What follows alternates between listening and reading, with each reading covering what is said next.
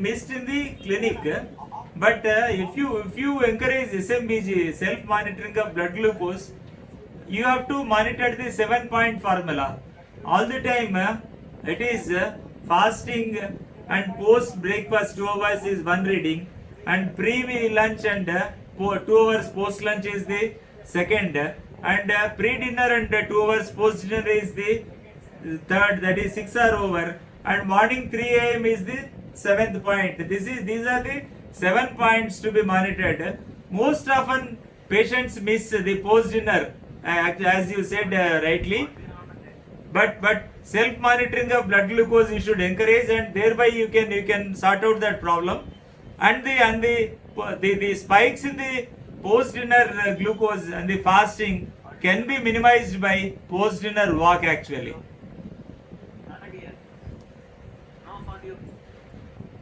No audio?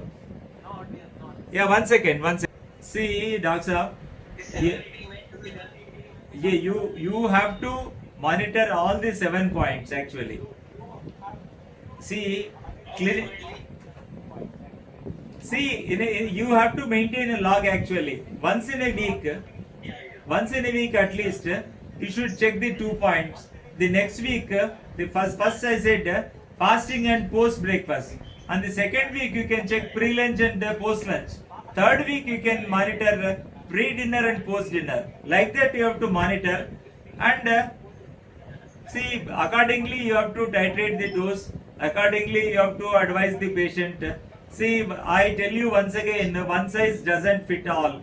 See, diabetes needs tailor-made. Yes, one size doesn't fit all, and so you have to be tailor-made, like customized counseling, and the customized treatment is going to give the best results. Because somebody may take huge meal in the dinner, and somebody may take huge meal at the lunch. You have to decide which is the largest meal, then take care of that largest meal to avoid the postprandial spikes. Is that clear?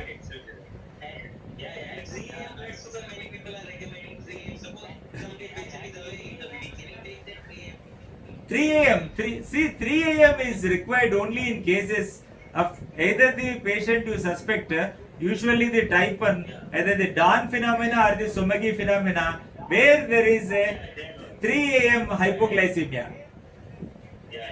See, when you suspect dawn or Somagi, 3 a.m. blood sugar must be taken, and the fasting must be taken. But for that is, yeah. The dawn and Somagi are more of a theoretical importance rather than the clinical importance. In my three decades of my clinical experience, I have not seen any dawn or Somagi. Okay, it is more of theoretical importance. It is a fancy question. Yeah, please.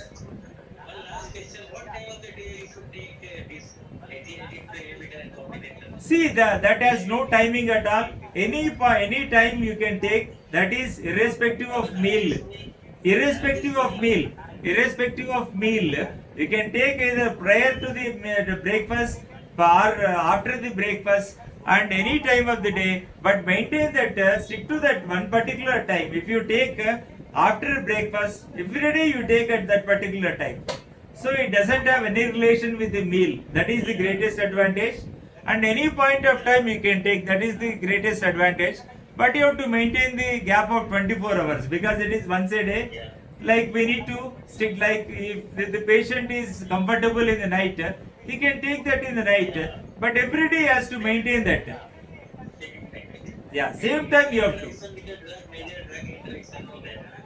No, nothing. No drug interaction with this. Either the DPP-4 or the SGLT2 inhibitors. I can tell you that metformin and the SGLT2 inhibitor and the DPP-4 inhibitors are the roses without thorns. They don't have any. Pardon? Trade name. This is Glixambi. Glixambi is the trade name. GLYXAMBI. Glixambi is the trade name.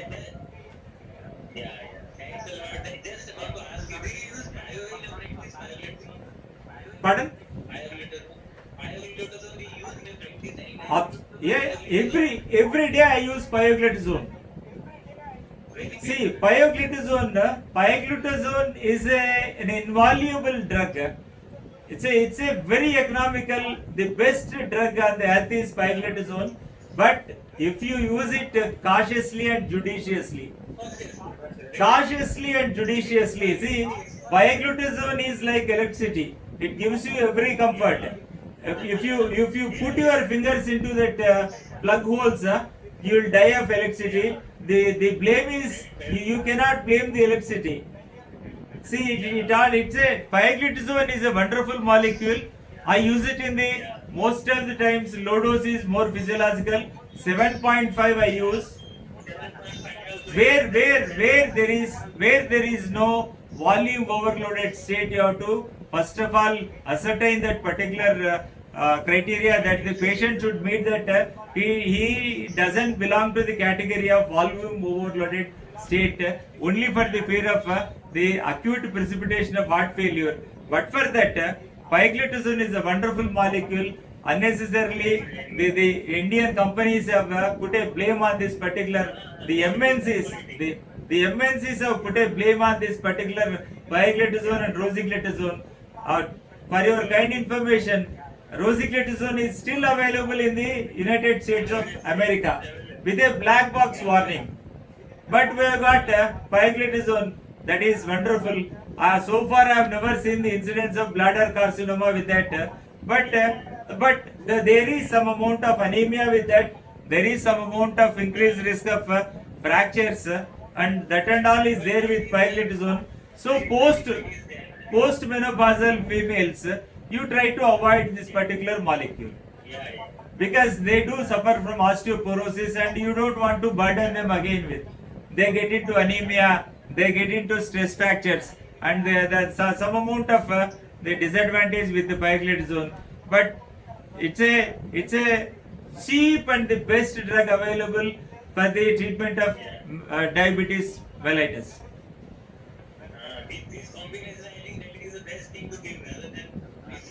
Yeah, see, the non-affordable patient comes to you. You can simply non-affordable patient comes to you. You can go for a combination of metformin with pioglitazone with sulfonylurea like glimepiride. No problem. As long as the patient doesn't get into hypoglycemia, you can go for the triple drug combination. This is the cheap man's triple drug.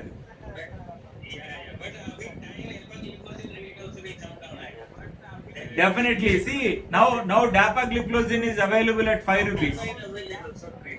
Intas people have come with 5 rupee 90 paisa. So as the patency goes up, we get the affordable molecules in the market.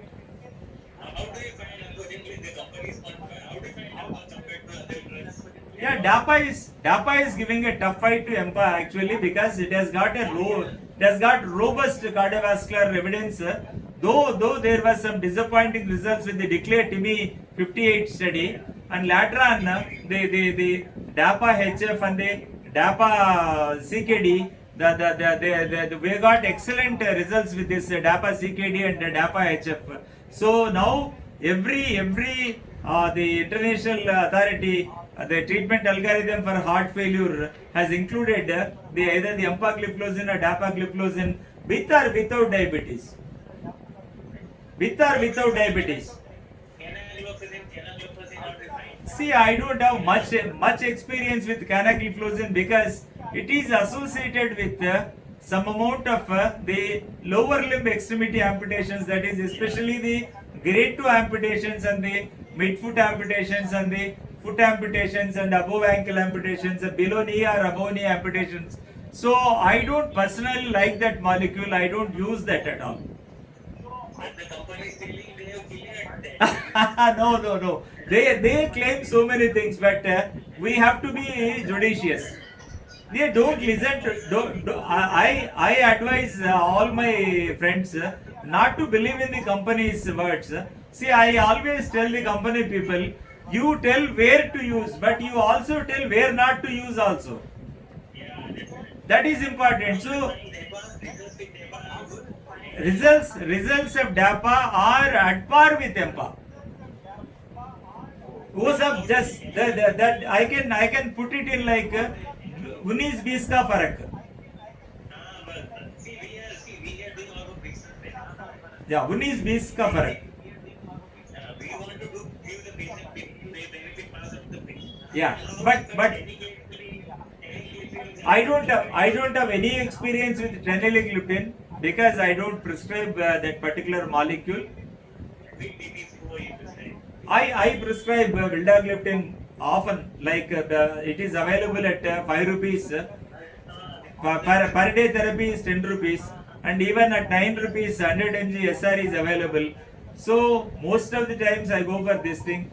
Patient money is not a problem. I always say linagliptin scores over all the gliptins. If the money matters, go for this particular instead of teneligliptin. Please go for the vildagliptin, which has got wonderful effects actually. Yeah. No. It's my pleasure to clear all the doubts. Thank you so much for your kind interaction. Thank you so much. Enjoyed. Okay. Thank you. Thank you. Yeah. See you. See you. Yeah. See you. So let us wind up this session. If you don't have any questions, we'll wind up the session. Okay. Thank you so much for your patient listening and kind interaction. It's a wonderful interaction.